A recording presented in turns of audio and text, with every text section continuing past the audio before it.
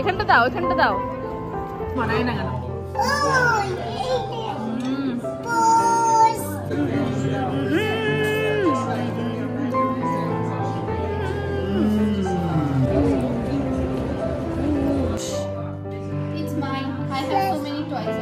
Hello everyone, আমার নতুন একটি ব্লগে আপনাদের সবাইকে অনেক অনেক স্বাগত। আশা করি সবাই খুব ভালো আছেন, সুস্থ আছেন।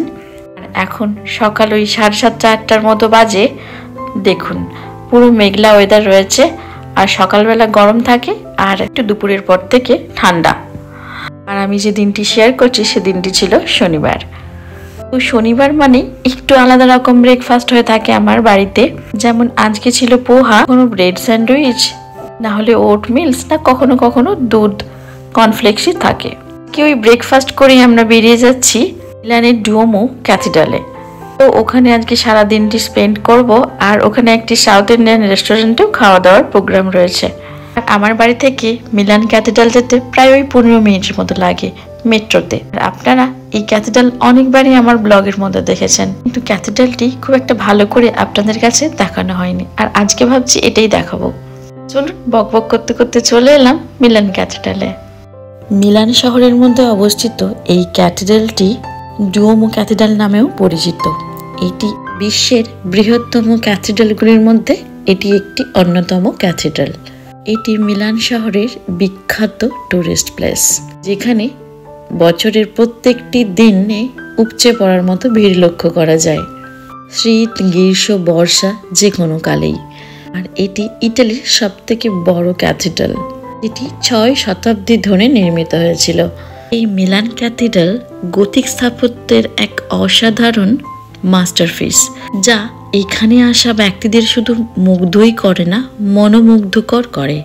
এর অবিশ্বাস্যকর ডিজাইন আর আকর্ষণীয় ইতিহাস একজন ভ্রমণকারীর জন্য শ্রেষ্ঠ গন্তব্যস্থল। তাই তো এখানে সব সময় ভিড় লক্ষ্য করা যায়। আমার ছেলে এখানে আসে পায়রাকে খাওয়াতে। এখানে প্রচুর পরিমাণে পায়রা দেখতে পাওয়া যায়, সেগুলির পেছনে দৌড়ানো আর খাওয়ার দেওয়া ওর কাজ। তাই প্রত্যেক শনি রবিবার প্রায়ই আমাদের এখানে আসা হয়ে থাকে। আর আমরাও এর দিন, রাত্রি, বিকেলের ভিউ ভীষণভাবে এনজয় করি, আর ভাবি এই ডিজাইন দেখে কিভাবে যে বানিয়েছে।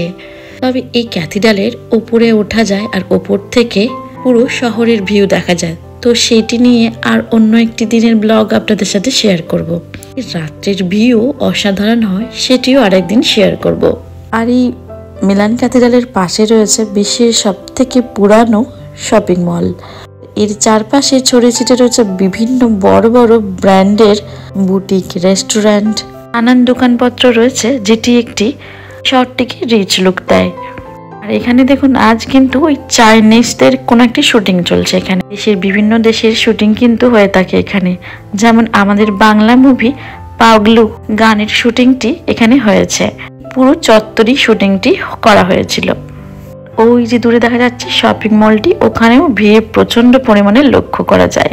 আর এই ঝকঝকে ঝলমলে দিনে এইখানের সব থেকে সৌন্দর্যের জিনিস যেটা আমার কাছে লাগে, এদের ট্রামগুলি, বিভিন্ন ছোট্ট ছোট্ট কালারফুল ট্রেনগুলি এদিক থেকে ওদিক যাওয়ার জন্য ব্যস্ত হয়ে থাকে। মানুষজন কিন্তু এখানে এসে গান, নাচ, এনজয়ও খুব করে।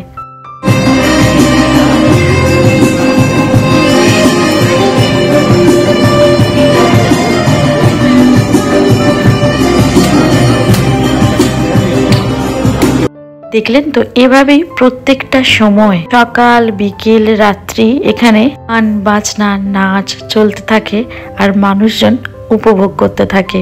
আর তাই তো এখানে আসতে আমার সব থেকে ভালো লাগে, একেবারে আমি বোরই ফিল করি না। চলুন এখন এখানে একটি সাউথ ইন্ডিয়ান রেস্টুরেন্ট রয়েছে, ওখানে আজ সাউথ ইন্ডিয়ান খাবার খেয়ে আবার মিলানের ক্যাথিড্রালে ফিরে যাব। আর রেস্টুরেন্টটি সাজানো দেখুন পুরো আমাদের ইন্ডিয়ান টাচের মতো। আমরা আগে থেকেই টেবিল রিজার্ভ করে নিয়েছিলাম।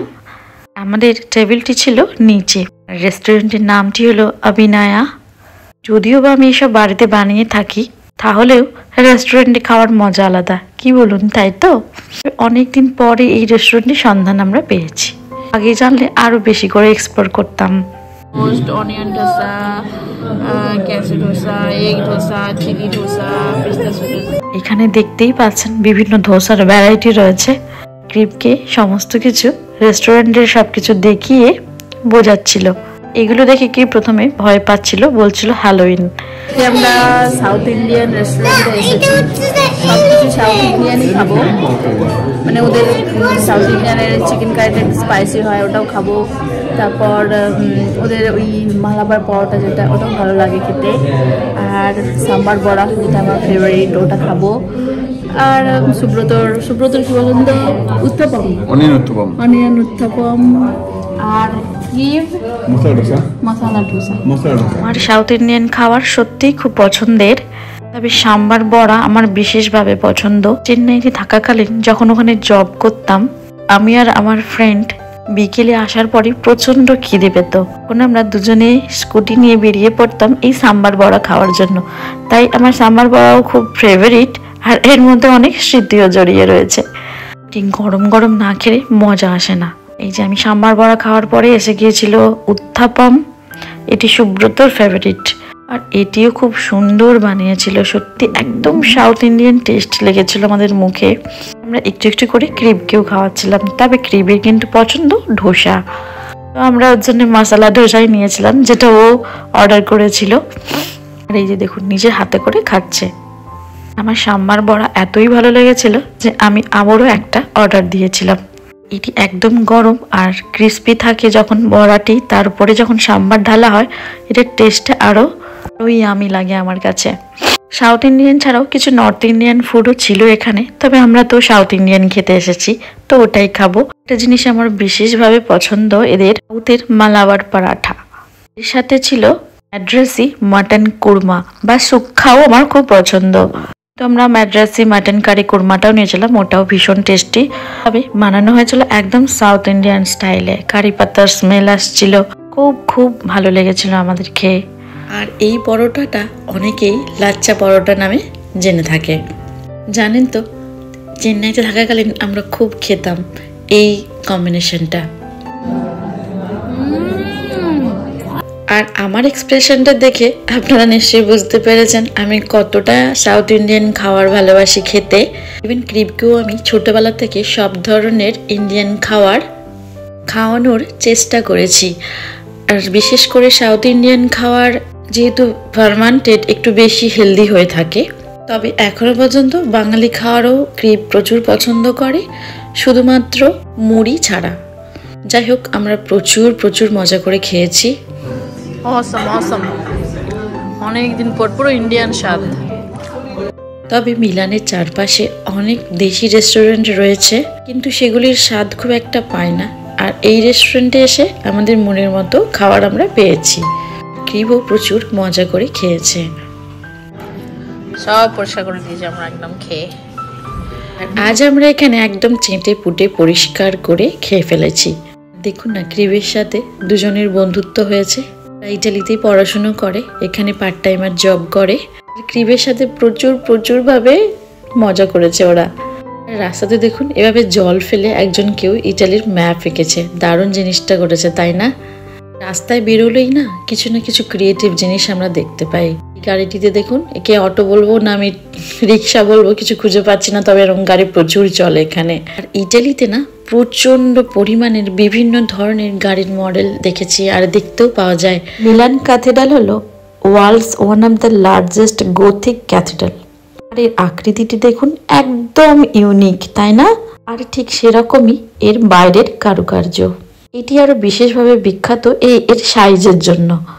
শোনা যায় যে 1386 সাল থেকে এই ক্যাথেড্রালটি নির্মিত হয়েছিল, কিন্তু 1965 সালেও এটি শেষ হয়নি, তো কমপ্লিট করতে প্রায় 579 বছর লেগে গিয়েছিল।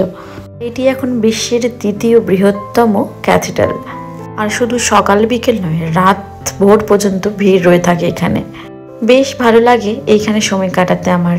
ক্যাথেড্রালটি এতটাই বড় যে 40,000 মানুষ পর্যন্ত ফিট হতে পারে। আমরা খাওয়া দাওয়া করে এখন এখানে ফিরে এসেছি মিলান ক্যাথেড্রালের কাছেই, আর এখানে দেখি সুন্দর একটি প্রোগ্রাম হচ্ছিল, তার সঙ্গে একজন বয়স্ক ভদ্রলোক খুবই এনজয় করে নাচানাচি করছিলেন। ইটালি জানেন তো খানিকটা ইন্ডিয়ান কালচারের মতোই, একটু লাউড আর অন্যান্য ইউরোপিয়ান কান্ট্রিদের থেকে একটু আলাদা, তাই এখানে মনেই হয় না যে আমরা দেশের বাইরে রয়েছি।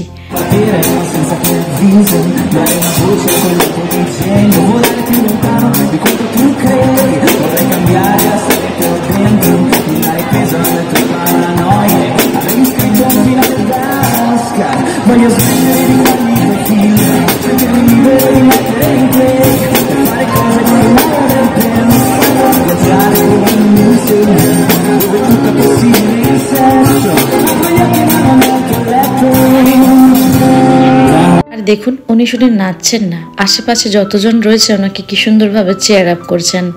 আমরা তিনজন যখনই এই ক্যাথিড্রালের কাছে আসি পুরো দিনটি প্রচুর মজা করে হই হুল্লোড় করে তারপর বাড়ি ফিরি। তো যাই হোক চলুন, তো আজকের ভিডিওটি আমি এখানেই শেষ করছি। দেখা হচ্ছে পরবর্তী আরও একটি নতুন ব্লগে। এই ক্যাথিড্রালের ভেতরে এবং উপরে উঠে কেমন ভিউ দেখা যায় সেই নিয়েও আমি একটি ব্লগ নিয়ে আসবো খুব তাড়াতাড়ি। সবাই খুব ভালো থাকবেন, সুস্থ থাকবেন। আর আমার ভিডিও যদি ভালো লাগে তাহলে প্লিজ সাবস্ক্রাইব করবেন, লাইক, কমেন্ট এবং শেয়ার করতে ভুলবেন না। আর যদি ফেসবুক থেকে দেখে থাকেন তাহলে জুন ফুড অ্যান্ড ট্রাভেল নামে একটি আমার পেজও রয়েছে, সেই পেজটিকে ফলো করে দেবেন। ততক্ষণের জন্য টাটা।